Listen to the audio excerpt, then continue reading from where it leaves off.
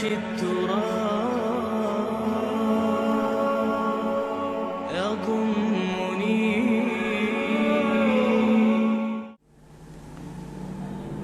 اسلام میں سے عالم عرب ان کے شکنجے میں جا چکا، کیوں بنا کر کھڑے ہوئے ہیں اسرائیل کو ماننے کے لیے اور سر تسلیم خم کرنے کے لیے؟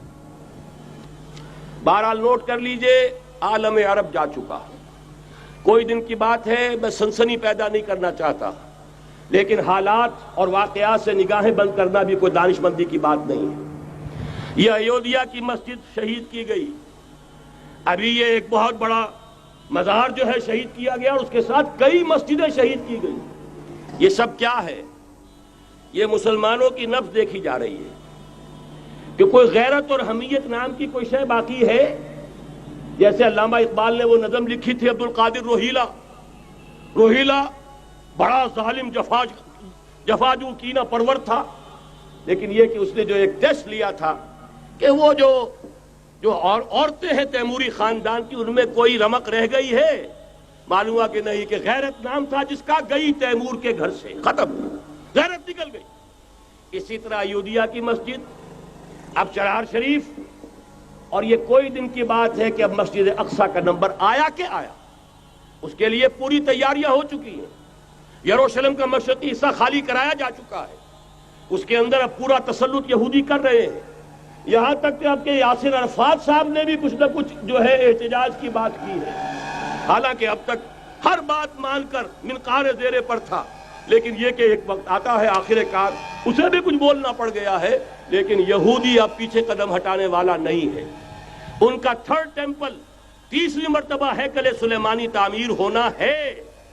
نوٹ کر لیجئے، ان کے لیے وہ وہی کچھ ہے جو ہمارے لیے کعبہ ہے، ان کے لیے ہیکل سلیمانی بالکل وہی حیثیت رکھتا ہے جو ہمارے لیے کعبہ۔ وہ ہیکل سلیمانی ایک مرتبہ پہلے نبوکدنضر کے ہاتھوں مسمار ہوا، پھر سن 70 عیسوی میں ٹائٹس کے ہاتھوں مسمار ہوا، سن 70 کے بعد آج 1995 میں کتنے برس ہو گئے؟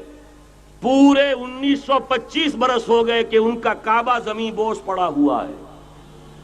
اب تک تو ان کا بس نہیں تھا، اب تو بس ہے کہ نہیں؟ اب ان کی حکومت ہے کہ نہیں؟ اب شاہ حسن ہو چاہے شاہ حسین، ان کے نوکر اور چاکر ہیں یا نہیں؟ اب انہیں ڈر کس کا ہے؟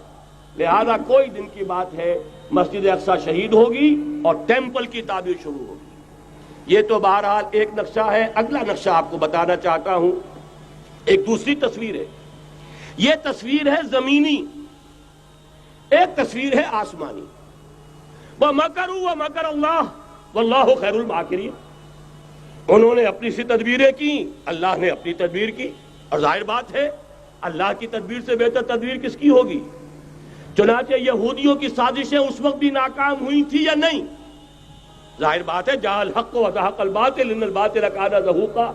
لہذا یہ آیتیں دونوں اعلان کر رہی ہیں کہ یہودیوں کی سازشیں بالآخر ناکام ہوں گی اور دین حق کا بول بالا ہو کر رہے گا۔ یہ تو ان آیتوں سے ظاہر ہے۔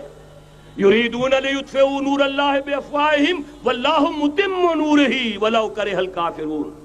یریدون ان یطفئوا نور اللہ بافواہہم ویابى اللہ الا یتم نورہ ولو کرہ الکافرون۔ هو الذی ارسل رسولہ بالہدى ودین الحق لیظہرہ علی الدین کلہ ولو کرہ المشرکون۔ اللہ نے تو بھیجا ہی ہے اپنے رسول کو اس فیصلے کے ساتھ اور یہ ذمہ داری اور مشن دے کر کہ جو دین حق آپ کو دے کر بھیجا جا رہا ہے اسے غالب کیجئے، نافذ کیجئے، قائم کیجئے۔ اس مشن کے ساتھ بھیجا جا رہا ہے۔ قرآن کہتا ہے ببانگ دہل وَمَا أَرْسَلْنَاكَ إِلَّا كَافَّةً لِلنَّاسِ بَشِيرًا وَنَذِيرًا۔ اے محمد صلی اللہ علیہ وسلم، ہم نے نہیں بھیجا ہے آپ کو مگر پوری نوع انسانی کے لیے بشیر اور نذیر بنا کر۔ تو جان لیجئے کہ یہ مقصد بعثت محمدی صلی اللہ علیہ وسلم بتمام و کمال اس وقت پورا ہوگا جب کل عالم انسانیت پر، کل روح ارضی پر اللہ کا دین اسی طرح غالب ہو جائے گا جس طرح کہ محمد رسول اللہ والذین معہ صلی اللہ علیہ وسلم ورضی اللہ تعالی عنہم اجمعین، ان کے ہاتھوں سے، ان کے ایثار سے، ان کی قربانیوں سے، جن کا نقشہ آپ کے سامنے مولانا کھینچ چکے ہیں، ان کی احسار، ان کی قربانیاں، ان کی محنت، ان کی جفاکشی، ان کی سرفروشی، ان کے جان تن من دھن لگا دینے کے نتیجے میں جیسے اس وقت غالب ہوا تھا، کل روئے ارضی پر غالب ہوگا، تب کہیں جا کر مقصد بعثت محمدی مکمل ہوگا۔ یہی وجہ ہے اقبال نے کہا تھا وقت فرصت ہے کہاں، کام ابھی باقی ہے، نور توحید کا اتمام ابھی باقی ہے۔ لیکن ساتھ ہی خوشخبری بھی دی تھی، یہ چمن معمور ہوگا نغمہ توحید سے، آئے گا وہ دور، یہ چمن معمور ہوگا نغمہ توحید سے، لازماً آ کر رہے گا۔